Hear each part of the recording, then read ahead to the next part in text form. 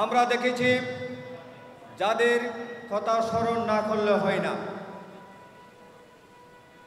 হাটাজারি নয় ইসলামী আন্দোলনের অন্যতম যিনি হেফাজতের প্রথম আমির ছিলেন আল্লামা আহমদ শফি সাহেব, এর পরবর্তী যিনি আমির ছিলেন আল্লামা জুনায়েদ বাবুনগরী সাহেব। ফ্যাসিস্টের সময়ে কিভাবে নির্যাতন করেছেন, নির্যাতনের মধ্যে দিয়ে বিশেষ করে 2013 সালের 5ই মে শাপলা চত্বরের ঘটনা আপনারা দেখেছেন।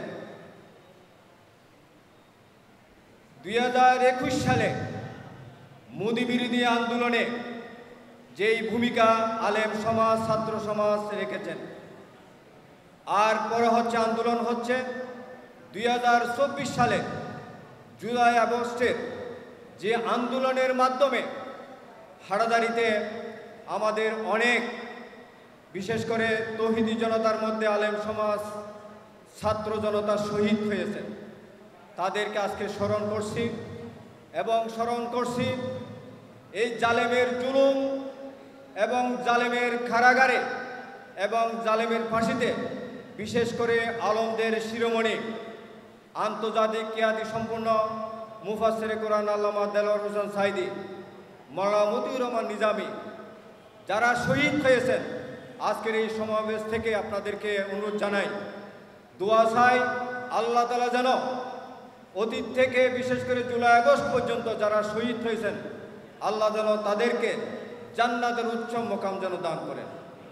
সম্মানিত উপস্থিতি, আগামী দিনেও যেভাবে আপনার অতীতে আন্দোলন সংগ্রামে এই ফ্যাসিস্ট সরকারকে জালেম অত্যাচারের কোনো অংশ বাকি রাখে নাই, যাদেরকে আপনারা বিতাড়িত করেছেন, আগামী দিনের সংসদ, আগামী দিনের সমাজ, ওই সমাজ আমরা দেখতে চাই যেই সমাজে শেখ হাসিনা আয়নার গড় নির্মাণ করেছিল, যেই ফ্যাসিস্ট ক্রস ফায়ার দিয়ে আমাদের ভাইদেরকে নিহত করেছিল, শহীদ করেছিল, যাদেরকে গুম করেছিল, আমরা কি সেই রকম ফ্যাসিস্ট আবার চাই?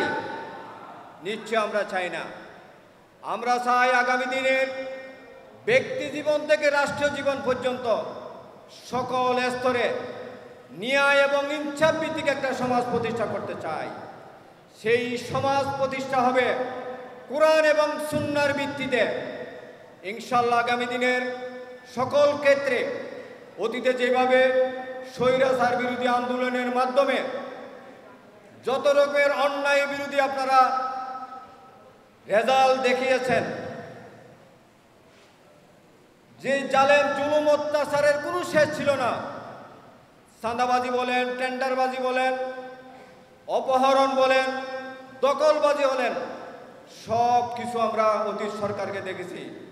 আগামী দিনের যেই দিনগুলো যাবে, অতীতে যেই স্বৈরাচার যেগুলো আমরা দেখেছেন, আমরা কি আগামী সংসদ কি সেরকম চাই?